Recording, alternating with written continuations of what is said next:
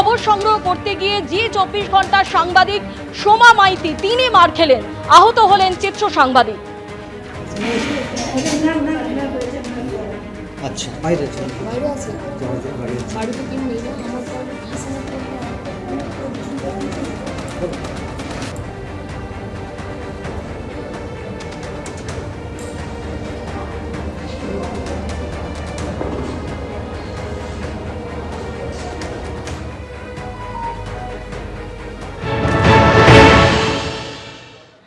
Tyre জ্বালিয়ে বিক্ষোভ হচ্ছিল, সেই ঘটনাস্থলে যখন আমি গিয়ে পৌঁছই তখন দেখি জেলা পুলিশ সুপারের সঙ্গে আন্দোলনকারীদের কথা চলছে। 50, 60 বা 100 এই রকম রেঞ্জের কিছু মানুষজন আমার দিকে আসে যে ছবি তোলা যাবে না, ছবি তোলা যাবে না।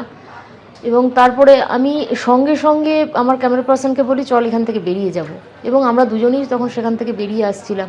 আমি দ্রুত গতিতে আসার চেষ্টা করছি, তখন ওরা তখন আমার পেছনে ছুটছে, এবং যখন আমি ছুটতে শুরু করি তখন প্রায় 700, 800, 1000 খানেক মব আমার পেছনে ছুটছে। যখন ছুটতে শুরু করছি আমি, তখন আমার পেছনে লাথি মেরে আমাকে জাতীয় সড়কের উপর ফেলে দেয়। আমি কোনোভাবে সেখান থেকে উঠি, আমার ফোন, আমার হাতে 24 ঘন্টার বুম রয়েছে, এক হাতে ফোন রয়েছে, সব ছড়িয়ে ছিটিয়ে পড়ে, মোবাইলও চলে যায়, বুম চলে যায় একদিকে। আমি কোনোভাবে প্রাণটাকে বাঁচানোর চেষ্টা করি। আমার ক্যামেরা পার্সন রঞ্জিত ছিল, সেও কোনোভাবে তার নিজের প্রাণ বাঁচানো এবং আমি যেন বাঁচি।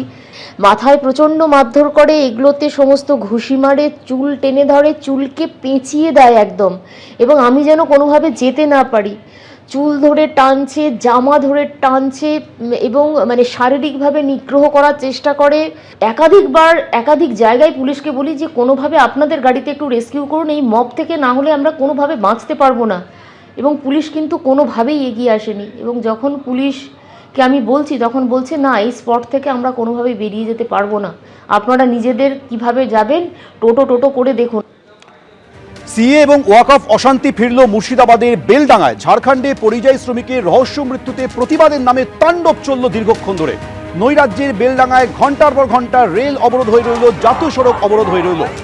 পরিযায়ী শ্রমিকের মৃত্যুর প্রতিবাদে যেভাবে তাণ্ডব চলল, আর সেখানেই প্রশ্ন উঠে গিয়েছে পুলিশের ভূমিকা নিয়ে। সরাসরি কথা বলবো, আমাদের প্রতিনিধি শিবাশিস মৌলিক এই মুহূর্তে রয়েছে। শিবাশিস, এটাই তো প্রশ্ন যে দীর্ঘক্ষণ ধরে এইভাবে প্রতিবাদের নামে তাণ্ডব চললো, অথচ পুলিশ কেন হস্তক্ষেপ করলো না? পুলিশ সূত্রে কি জানতে পারছো, সর্বশেষ কি আপডেট রয়েছে এবং কারা চালালো এই তাণ্ডব?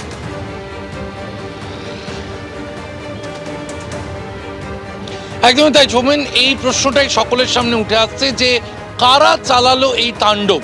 শুধুই কি স্থানীয় মানুষ, নাকি পিছনে ছিল কোনো রাজনৈতিক ইন্ধন? সেই প্রশ্ন কিন্তু বেলডাঙ্গার আনাচে কানাচে ইতিমধ্যেই উঠতে শুরু করেছে। বেশিরভাগ লোক, তাদের সাথে যখন কথা বলা হচ্ছে, তারা বলছেন যে তারা সাম্প্রতিককালে এ ধরনের পথ অবরোধ দেখেননি। প্রায় 3 থেকে 4 কিলোমিটার পথ অবরোধ হয়ে রইল, এবং ছোট গাড়ি, বড় গাড়ি, কোনো গাড়ি সেখান থেকে যেতে পারল না, এবং 5.5 ঘন্টার বেশি সময় সেখানে পথ অবরোধ চলল।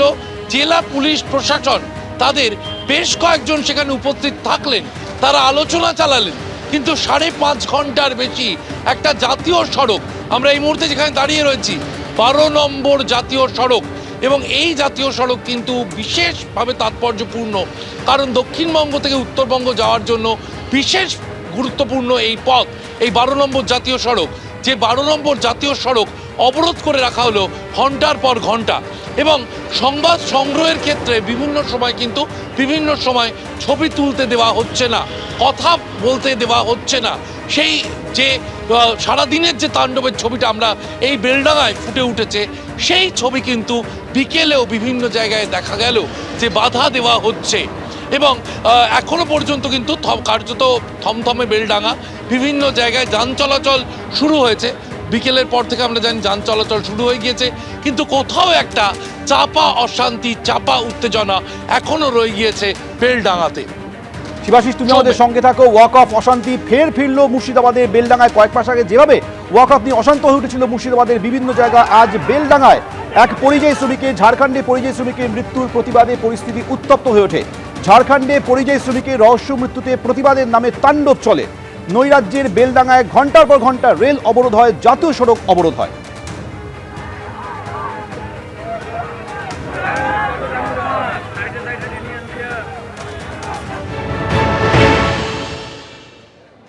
মহেশপুরের সেই জাতীয় সড়কে দাঁড়িয়ে রয়েছি, দুই দিকের লেন কিন্তু বন্ধ, এবং তোমাকে দেখানোর চেষ্টা করব যে দুই দিকের লেনে প্রচুর মানুষজন তারা অবরোধ করে আছেন এবং দীর্ঘ যানজট রয়েছে দুদিকেই। একেবারে কলকাতাগামী এবং বহরমপুরগামী দুদিকের রাস্তা কিন্তু অবরোধ হয়ে রয়েছে এবং যানজট রয়েছে এই জায়গাটায়। এবং স্থানীয় মানুষজন যারা অবরোধ করেছেন তারা একটাই দাবি করছেন যে এই যে ঘটনা ঘটেছে সেই ঘটনার উপযুক্ত শাস্তি, যারা এই ঘটনা ঘটিয়েছেন তাদের দৃষ্টান্তমূলক শাস্তি, এবং যে ক্ষতিগ্রস্ত পরিবারের যে ক্ষতিপূরণের ব্যবস্থা এইটা নিশ্চিত করতে হবে। একের পর এক মুর্শিদাবাদ জেলার পরিযায়ী শ্রমিক বিভিন্ন রাজ্যে গিয়ে ভিন রাজ্যে গিয়ে আক্রান্ত হচ্ছেন, এর একটা হ্যস্তন্যস্ত করতে হবে। এবং অবরোধকারীদের একটাই বক্তব্য যে যেভাবে পরিযায়ী শ্রমিকদের মুর্শিদাবাদ থেকে বাইরে যাওয়া যে পরিযায়ী শ্রমিকদের উপর আক্রমণ করা হচ্ছে তার একবারে সুনির্দিষ্ট কোনো একটা ব্যবস্থা করতে হবে।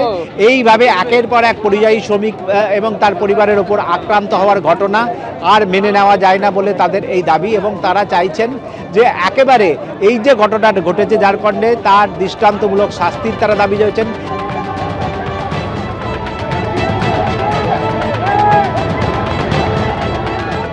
একেবারে পদস্থ পুলিশ আধিকারিক যারা রয়েছেন তারা স্থানীয় বাসিন্দাদের বেশ কয়েক ঘন্টা ধরে বোঝানোর চেষ্টা করছেন অবরোধ তুলে নেওয়ার জন্য, এবং সমস্ত রকম ব্যবস্থা করা হবে, তাদের দাবি মানা হবে। কিন্তু মানুষজন কিন্তু একেবারে এখনো পর্যন্ত অনড় রয়েছেন, তারা চাইছেন যে আরও উচ্চপদস্থ আধিকারিক বা প্রশাসনিক আধিকারিক তাদের এসে এই আশ্বাস না দিলে তারা এই অবরোধ তুলবেন না।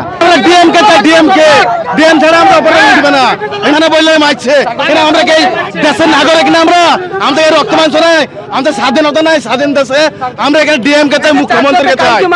শুরু হয়েছে, এখনো ডিএম ছেড়ে আসেনি, এসপি কুমার শানিরাজ আসেনি, ওসি কেউ আসেনি, কোন মন্ত্রী আসেনি, কোন নেতা আসেনি। এরকম দীর্ঘ ঘটনা আগামী উড়িষ্যায় হলো, আমাদের জুয়েল রানা ও মারা গেল, কিছুদিন আগে ঝাড়খণ্ডে মারা গেল, আজ সেই সেম ঘটনা মারা গেল, এখনো কোনো প্রশ্ন নাই। মুখ্যমন্ত্রী এসে আমাদেরকে এখানটা আমাদের সিদ্ধান্ত লেখ, যারা যাদের বাড়ি লাশ মরে গেছে তাদের বাড়ি যাক, তাদের বাড়ি যেয়ে তাদের সহযোগিতা করুন। আন্দোলনকারীরা অনড় রয়েছেন যে সর্বোচ্চ যে আধিকারিক রয়েছেন, প্রশাসনিক আধিকারিক এবং সর্বোচ্চ জনপ্রতিনিধি যারা রয়েছেন তাদের যতক্ষণ না আসবেন ততক্ষণ এই তাদের আন্দোলন কিন্তু চলবে। বেলডাঙ্গায় এই তাণ্ডব বিজেপিকে নিশানা করেছেন মুখ্যমন্ত্রী মমতা বন্দ্যোপাধ্যায়। তিনি বলছেন রাজনৈতিক স্বার্থ চরিতার্থ করার জন্য উস্কানি দেওয়া হচ্ছে, বিজেপি দাঙ্গা লাগানোর চেষ্টা করছে। বেলডাঙ্গায় কাদের প্ররোচনায় এই ঘটনা ঘটেছে সবাই জানে। কি বললেন মুখ্যমন্ত্রী শোনাবো।